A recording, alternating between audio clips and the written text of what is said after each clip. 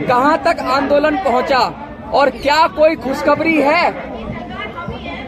28वां दिन है, लेकिन ये है ना, फौजी अंग्रेजी में अगर 28वां दिन बोला जाए ना, वो एक सजा का दिन भी है कि फलाना छुट्टी से लेट आ गया, 28 दिन उसको अंदर होगा।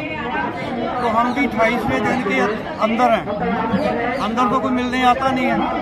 28वें दिन के बाद में जब बाहर जाएंगे तो हो सकता है कोई मिलने के लिए आ जाए, अभी तक कोई नहीं है। लोग ये कहते हैं साहब कि 28 दिन का प्लान होता है, प्री प्लान होता है, जितने मोबाइल होते हैं 28 दिन का पैक होता है। क्या 28 दिन के बाद खत्म हो जाएगा कि बढ़ेगा, या मोबाइल के पैक की तरह आंदोलन खत्म हो जाएगा? ये भी एयरटेल की तरह बढ़ जाएगा या जियो की तरह बढ़ जाएगा, उसका भी 3 महीने फ्री में कर देंगे। तो ये पता नहीं कितने महीने फ्री में होगा। तो आपने 3 महीने का रिचार्ज कराया है? 3 महीने का है, साल भर का है कि 28 दिन का रिचार्ज है? या अनलिमिटेड है? हमारी जो मेडिकल लाइफ है ना, मेडिकल लाइफ 60 ईयर है, उसके बाद में जितनी रिमेनिंग लाइफ है ना, वो सारी रिचार्ज कर ही इधर आए हुए हैं। पूरी तरह से चार्ज भरा हुआ है आपके अंदर, पूरी तरह से रिचार्ज हो? फुल चार्ज, वो बॉर्डर के ऊपर बैठकर ही चार्ज होकर ही हम जब रिटायर आते हैं, तो अभी तो बड़ी मुश्किल से इधर बैठे हुए हैं। अपनी जितनी भी पूरी त्रुटियां OROP 1 और 2 में है, उनको लेकर उधर बैठे हुए हैं, फुल चार्ज होकर ही आए हैं। हम फुल चार्ज ये नहीं है कि गवर्नमेंट के खिलाफ है या किसी के विरोध में है, हम सिर्फ अपनी जितनी भी कठिनाइयां हैं जो हमारे साथ जो की बेनियमियां की गई हैं, उनको सुलझाने के लिए इधर बैठे हुए हैं। अब संसद का सत्र चल रहा है, आपने कहा कि सरकार का कोई नुमाइंदा आपसे मिलने के लिए नहीं आया, क्या आप ये बता सकते हैं कि विपक्ष का कोई नुमाइंदा आया आपसे मिलने के लिए? आपकी बात सुनती होगी विपक्ष। देखो, हम पॉलिटिशियन नहीं है, हम हैं एक सर्वे रिटायर्ड सोल्जर। हम लोग कई चीज़ों के लिए बंधे हुए हैं, हम लोग किसी भी पॉलिटिक्स पार्टी के साथ संबंधित नहीं है, और ना ही विपक्ष ना ही किसी पक्ष वाले के से है। हमें सिर्फ अपनी मांगे मनवानी है, चाहे कोई भी आए।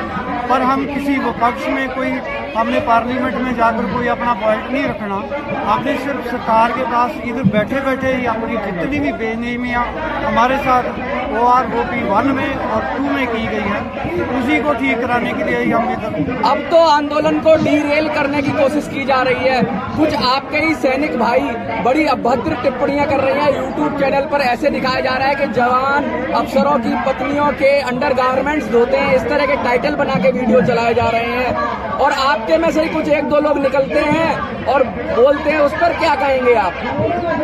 देखो, हम लोग डिसिप्लिन सोल्जर हैं। आप सुबह से आपने देखा होगा, हम बिल्कुल दस्तूर से डिसिप्लिन से इधर बैठे हुए हैं। हमने लेकिन यहीं पे कुछ चैनल ऐसे हैं जो लगातार सेक्स वर्ड को इस्तेमाल कर और सनसनीखेज बनाकर OROP को साइड रखे कुछ और ही चला रहे हैं, वो तो उन पे क्या कहेंगे? ये हम लोग पूरा स्टेज से ऊपर से हम लोग बार बार अनाउंसमेंट कर चुके हैं, जो चैनल चलाएगा, जो भी उसको बाइट देगा, वो खुद जिम्मेवार होगा। ये स्टेज, ये मंच उसके लिए जिम्मेवार नहीं होगा। क्या उनके खिलाफ कानूनी कार्रवाई करेंगे जो ऐसे अश्लीलता और इस तरह की वीडियोस बना रहे हैं और उस पर व्यूज छाप रहे हैं? उनसे कुछ जिसके खिलाफ छाप रहे हैं वो बिल्कुल हमारी तरफ से उनके खिलाफ केस करे, जो मर्जी करे। हम इस स्टेज से किसी को अलाउ नहीं करेंगे कि कोई भी इस तरह की लैंग्वेज यूज करे। बेहुदा लैंग्वेज के हम सख्त खिलाफ हैं। हम पूरा 100% डिसिप्लिन्ड है और डिसिप्लिन में रहकर ये जितना भी मोर्चा जब तक आगे जाएगा उसी तरह ही चलाएंगे। सर, आप कहाँ से आए हैं? मैं कैप्टन राजेश चौधरी, जिला अध्यक्ष भारतीय भूतपूर्व सैनिक संघ जिला हापुड़ से आया हूं। आज यहां पर इस धरने की जिम्मेवारी उत्तर प्रदेश के जिला हापुड़ को सौंपी गई है। इसी तरह से day by day her district को अलग अलग जिम्मेवारी सौंपी जाती है और आप महसूस कर सकते हैं कि उत्तर प्रदेश में ही केवल 75 डिस्ट्रिक्ट है। 75 दिन तो उत्तर प्रदेश ही चलाएगा। हर राज्य से पूर्व सैनिक यहाँ आ रहे हैं और सहयोग दे रहे हैं और ये धरना, मुझे आशा ही नहीं विश्वास है कि उस समय तक चलता रहेगा जब तक हमारी मांगे पूरी नहीं होंगी। जहां तक आपने सवाल किया है कि YouTube पर गलत बातें कही जा रही हैं, उसमें मैं आपसे अनुरोध करता हूं, आप भी उसके लिए थोड़े जिम्मेवार हैं कि आप एक पत्रकार होते हुए, आप एक अच्छे सोशलिस्ट होते हुए आप उसके मुंह से ये निकलवाना चाहते हैं कि कहो अफसर आपसे क्या कराते हैं। आपसे भी मेरा अनुरोध है कि आप भी उस तरह से इस तरह की बात ना रखें, ताकि वो मजबूर हो गए या गलतियों से कम पढ़े लिखे लोग हो गए अपने मुंह से ऐसी बात निकालें, क्योंकि होता रहा होगा। हमारा उससे लेना देना नहीं, हमारा मतलब आपको बहुत कुछ मिले, सबको मिले, अधिकारियों को मिले, हमारा भी हमें मिले। हमारी लड़ाई इस बात को लेकर है। और बोलिए क्या कर रहे हैं? लगातार आपके प्रदर्शन पर 28 दिन हो गए, आगे की आपकी क्या रणनीति है? रणनीति ये है, जब तक सरकार हमारी बात नहीं सुनेगी तब तक हम इस जंतर मंतर से ही, जिसे संसद मिनी संसद भी कहा जाता है, इसकी ऐसा नहीं है कि इसकी एक भी आवाज माना जाए, हर रोज आवाज जाती है, लेकिन जिस दिन वो आवाज बम बन के उनके पास में पहुंचेगी तो उनको यहाँ आना पड़ेगा या उनको हमें बुलाना पड़ेगा और हमारी बातें सुननी होंगी। ये इसीलिए जगह नियुक्त की गई है कि अपनी बातें रखें, सरकार तक पहुंचाएं, और सरकार तक वो बात पहुंचती है। संसद में सांसद मुद्दा उठाते हैं, ये जो मिनी संसद कह रहे हो आप, जंतर मंतर को मिनी संसद कह रहे हो, इस पर जनता मुद्दे उठाती है, तो किसका मुद्दा ज्यादा रिलेवेंट लगता है आपको? मुद्दा तो जनता का ही है, जनता ने ही अपने प्रतिनिधि चुनकर संसद में भेजे हुए हैं। मुद्दा जनता का है, जनता सर्वोपरि है, जनता की बात जनप्रतिनिधियों को संसद में उठानी होगी। आज नहीं तो कल जनता के सामने उन्हें जवाब देना होगा और हमारी बातें मांगनी होंगी। आप कहाँ से आए हैं सर? मैं थोड़ा तेज बोलिए। सोसाइटी रन करते हैं, all India X-Men development council all India level पर है।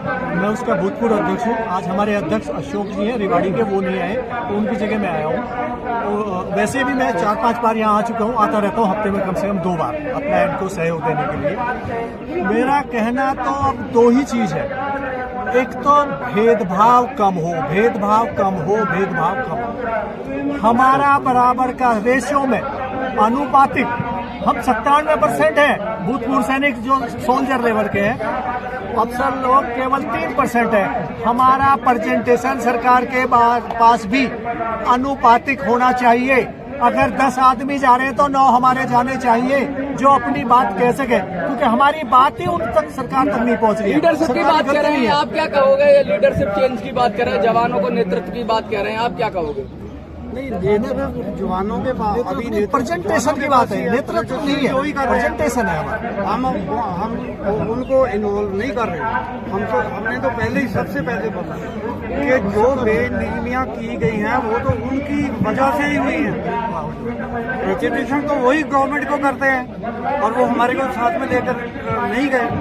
सुखबीर जी ठीक बोल रहे हैं, हमारे को साथ में नहीं लेकर गए। अगर नेतृत्व करना है, 97% है, वो 3% है, तो 9% हमारा लेकर जाए, 1% हो जाए।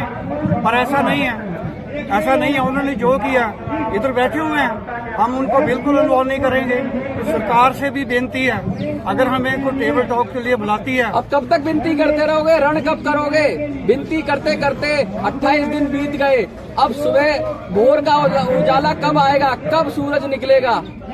सूरज निकलता रहेगा जब तक ये सांस चलती है ना। इधर बैठे रहेंगे जब तक गवर्नमेंट नहीं मानती, इधर ही बैठे रहेंगे। अगर इतनी हमने कुर्बानी देश के लिए किया है 30-30 साल, 32-32 साल, तो क्या जो बाकी जो ये रह रही है पता नहीं कितनी है, वो कितनी करते ही रहेंगे। सर आप कहाँ से आए? भारत माता की